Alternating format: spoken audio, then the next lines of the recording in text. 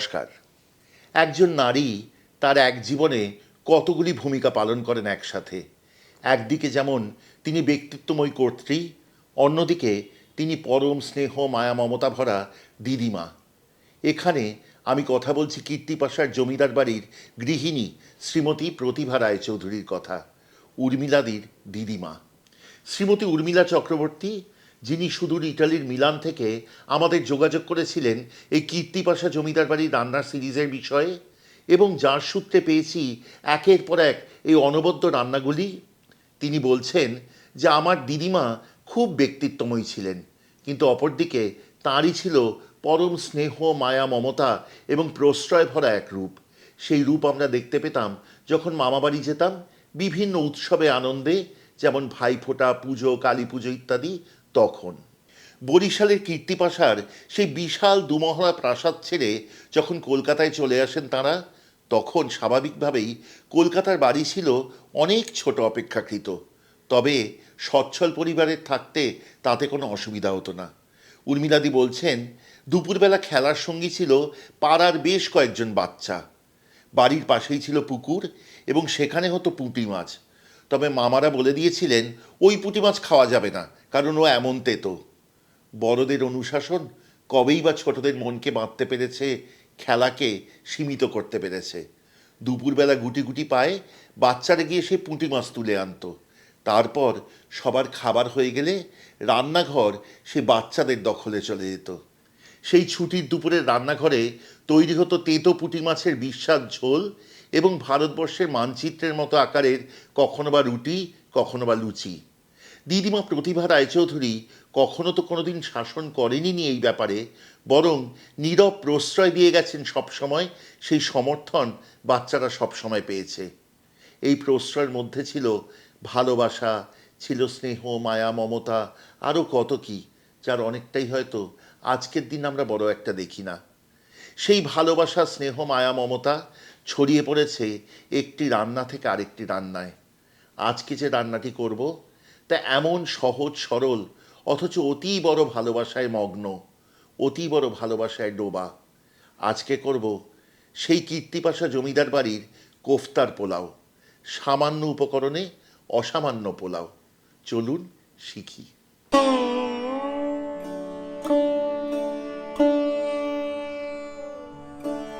একে একে নিভে যায় ঝাড়বাতি, খসে পড়ে দেওয়ালের পলেস্তরা। পূর্ব আর পশ্চিমের দুই বিশাল মহল নিয়ে যে জমিদার বাড়ি দাঁড়িয়ে থাকত উদ্ধত অহমিকায়, আজ সে ভগ্নস্তূপ মাত্র। তবু সে ভোলেনি তার অতীতকে। সে অতীত আজও জেগে থাকে সে বাড়ির গৃহিণীর হাতে আর সুস্বাদু পাতে। সেই রান্নার কয়েকটি দিয়ে সাজানো থাক এই পর্বগুলি।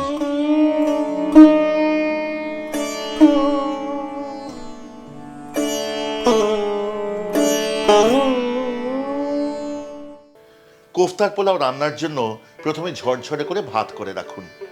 আমি এখানে বাসমতি চাল ব্যবহার করেছি, তবে আপনি চাইলে গোবিন্দভোগ বা অন্যান্য পোলাওয়ের চাল ব্যবহার করতে পারেন।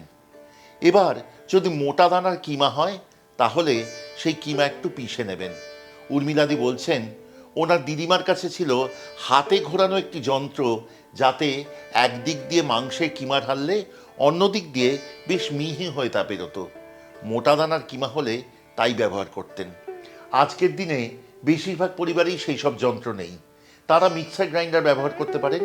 তবে আমি অনেক কষ্টে জোগাড় করেছি প্রায় তার মতো একটি যন্ত্র, যাতে হাত দিয়ে ঘোরাতে হয় না, বিদ্যুতে চলে। সেই যন্ত্রটি ব্যবহার করি। প্রতিভা রায়চৌধুরীর স্মৃতি ধরা থাক এইটুকুতেই না হয়।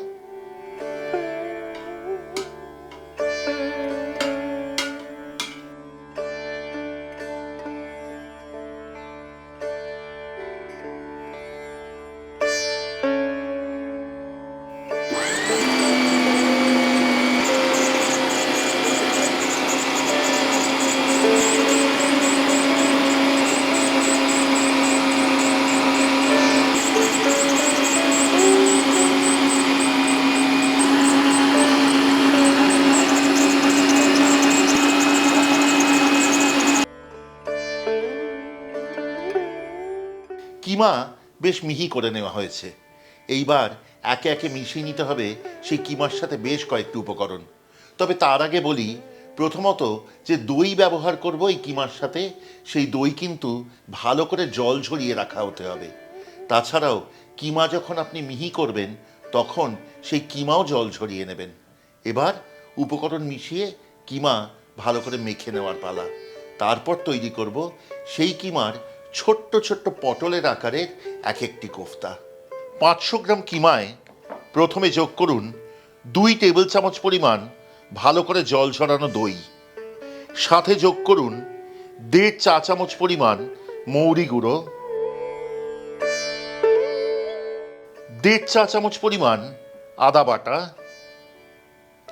8 চা চামচ পরিমাণ হিং, স্বাদ অনুযায়ী পেশা শুকনো লঙ্কা, স্বাদ অনুযায়ী নুন, 1 চা চামচ পরিমাণ চিনি এবং 1 টেবিল চামচ পরিমাণ ঘি। সব উপকরণ দিয়ে খুব ভালো করে ঠেসে মাংস মাখুন।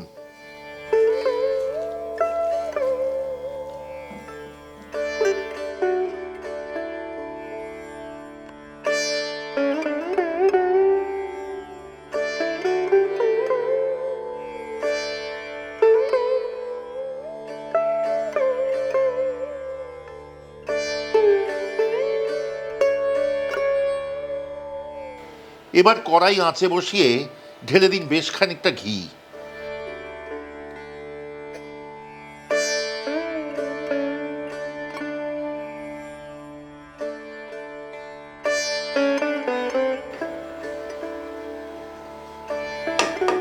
ঘি গরম হলে মাঝারি আঁচে ভেজে তুলুন কোফতাগুলি।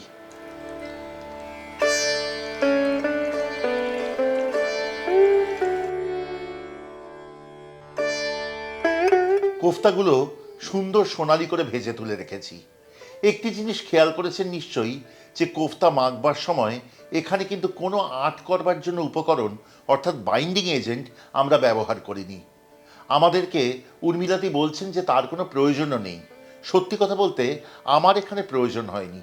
তবে যদি আপনি কোফতা তেলে দিয়ে দেখেন যে সেখানে কোফতা ছেড়ে যাচ্ছে, তাহলে আঁচ কম করবেন এবং কোফতাগুলি আরেকবার ময়দায় একটু গড়িয়ে নিতে পারেন।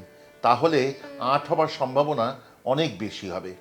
এইবার কোফতাগুলি ঠান্ডা হলে আগে যতখানি গরম অবস্থায় নরম ছিল তার থেকে অনেকটা শক্ত হবে।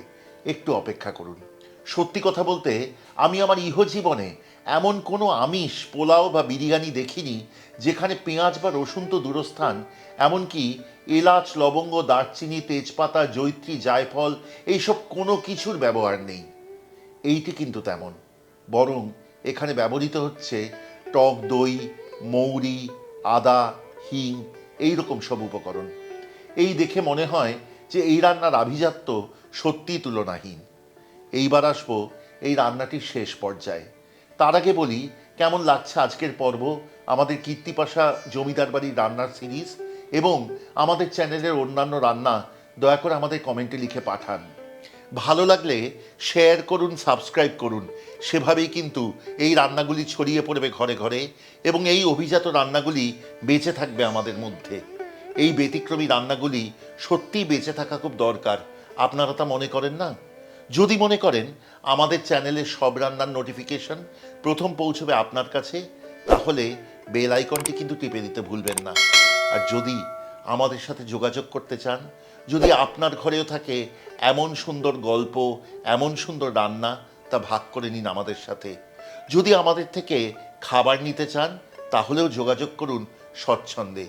কলকাতার নম্বর সকাল 11টা থেকে সন্ধ্যে 7টার মধ্যে আমাদের হোয়াটসঅ্যাপ বা ফোন কলের মাধ্যমে যোগাযোগ করুন 6291834357 এই নম্বরে।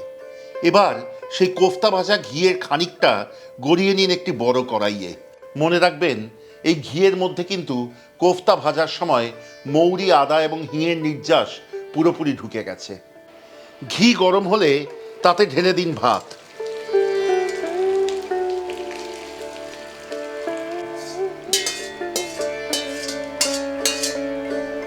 ভালো করে মিশিয়ে নিন।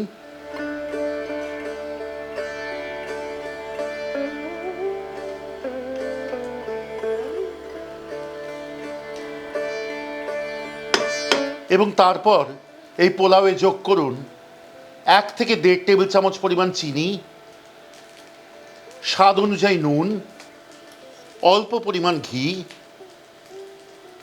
এবং সবশেষে যোগ করুন আগে থেকে ভেজে রাখা কোফতাগুলি। আমি খানিকটা কোফতা যোগ করে আলতো হাতে নাড়িয়ে নিয়েছি।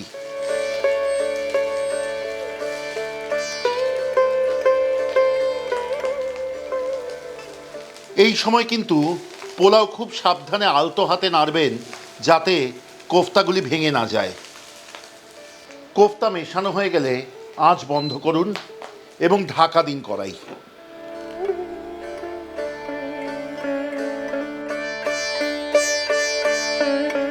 কোফতা পোলাও প্রস্তুত। সত্যি বলতে কি, এর সাথে খাবার জন্য আর কিছুই দরকার হয় না।